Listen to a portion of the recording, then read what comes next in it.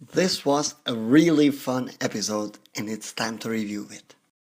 I get mine, strike like a thunder. Hit 'em with a rhyme that's gonna keep 'em under. Read between the lines if you fucks with my brother. We are make 'em suffer, man, blood clot make 'em bust.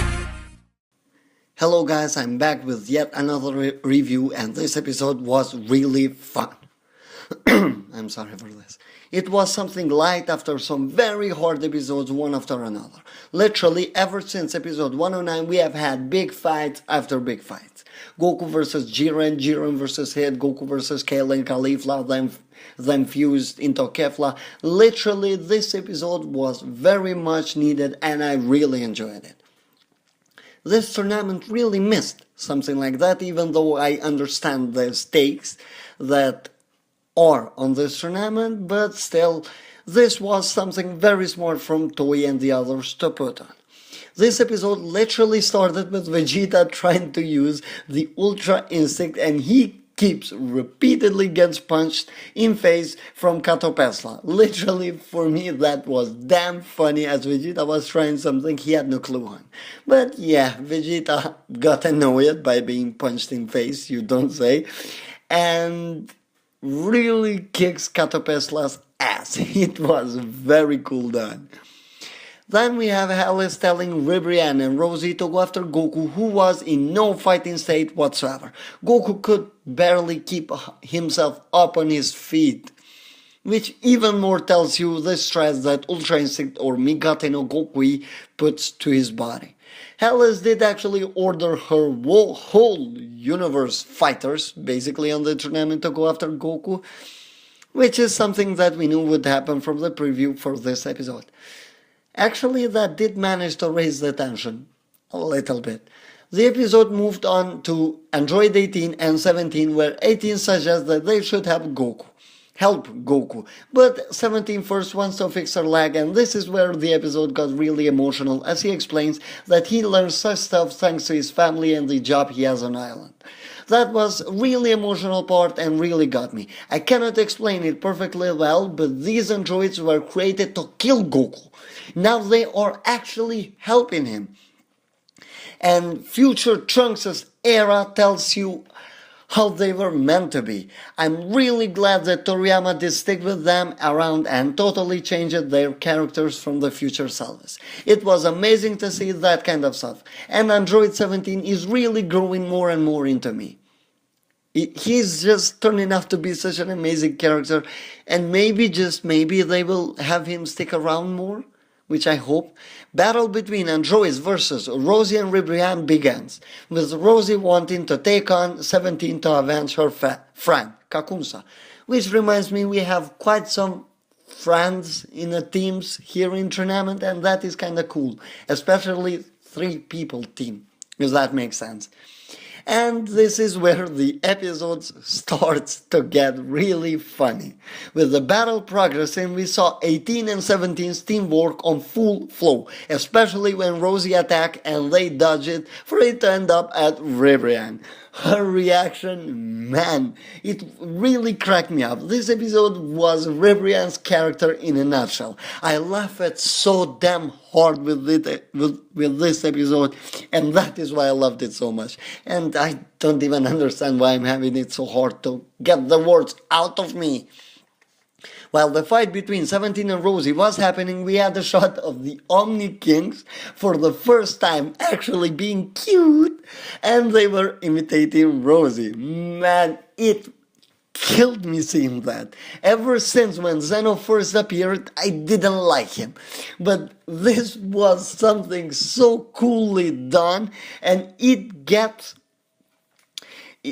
actually explains what the Xenos are, basically, that they represent as fans, and it's kinda cool to see that we do such stuff and the show recognizes it, because how many times have we been like da da da da da da da da da while fighting with our friends for fun? Yeah, but still the episodes gets even funnier even funnier when Ribrianne shouts at 18 to stop running away and fight her, and 18 explaining to her that she only came to win and that she has a husband and a daughter. Well, that was quite cute and emotional until Ribrianne starts to freak out after she realizes that Krillin is 18's husband. Man, and that literally was like us fans. How could Krillin actually take 18? Man, but still, 18 is not the only hot girl that Krillin has had. And I guess you all remember the other one, but still, Ribrianne, I really can't get myself right now into talking, and I don't know why I'm doing this review so quickly, but still, it was damn funny. But now let's just continue with the episode. If you thought that Android's teamwork was done, then you have been wrong, as Ribrianne shots her max love cannon thinking that she got 18 and she dodges it, and 17 dodges it, and yeah, it ends up at Rozie. Payback. No, I'm not gonna say it. Rozie's out of the ring. And for some reason, Xenos were so damn excited for that. And this is the biggest confirmation to what these two represent, basically. That is us fans. Then we see Ribrianne going back to her normal form. And we all knew that it was going to happen, but she was going to transform, right? Well, not before she imprisons 18. Then she absorbs the power of love from her teammates, and we have something that we haven't seen in such a long time. Literally, she grew as big as the stage. And that did remind me of Piccolo vs. Goku back in the OG Dragon Ball. That was cool, but the character was wrong. The thoughts of Krillin and him shouting at her really help 18 to overcome her struggle, and she's able to pull through Ribrianne's isolation and teams up with 17 again to knock Ribrianne out of the ring. Yay! Everyone is happy. Omni Kings are happy. Universe 7 is really happy. And Shin somehow is playing himself, which means stupid. And 18 wasn't so happy that Shin was saying that the love of Krillin and 18 prevailed. But man, 18's reaction was top notch. Episode ends with Ribrianne realizing that there is love in other universes, and also they reminded that Goku is still in trouble with the other guys who apparently still don't know how to finish Goku. Is it really that hard, guys? Is it really that hard? Literally, you have the second strongest guy on this tournament in front of you, and you are just wondering how to kick his ass, basically. Are you really doing that? Like, really? I just cannot explain that. Literally, that was something kinda stupidly done by Toei, but still, I kinda understand, and I'm just going to let it go. And as for this episode, the fans got what they wanted.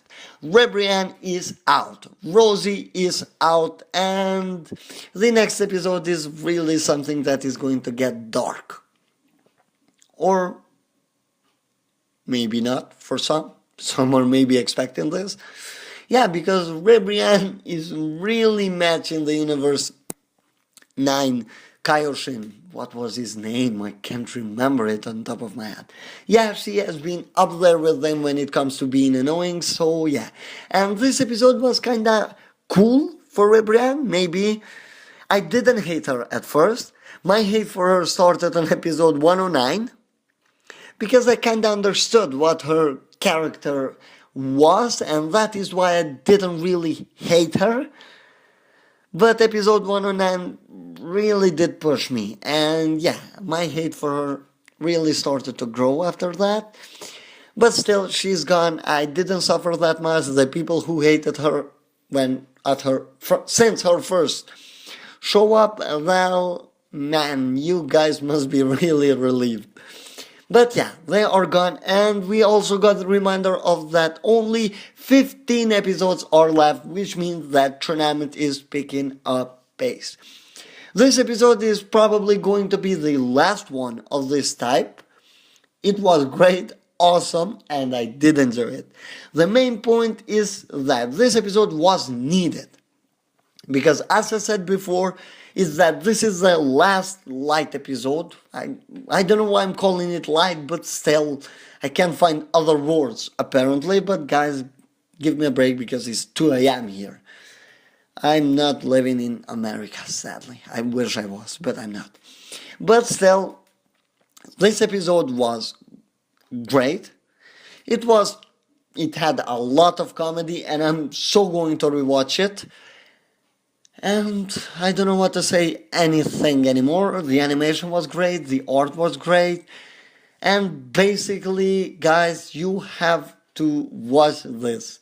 You really have to watch this if you didn't, and if you didn't, you just want to know my review, then thanks for stopping by. This was it for this review. I hope you enjoyed it, and if you did, please leave a like so I know you did. Yeah. Subscribe to the channel with notifications enabled so you don't miss out in any further content, and continue the discussion about this episode in the comments down below. Have a great time, and with another review, see you next week.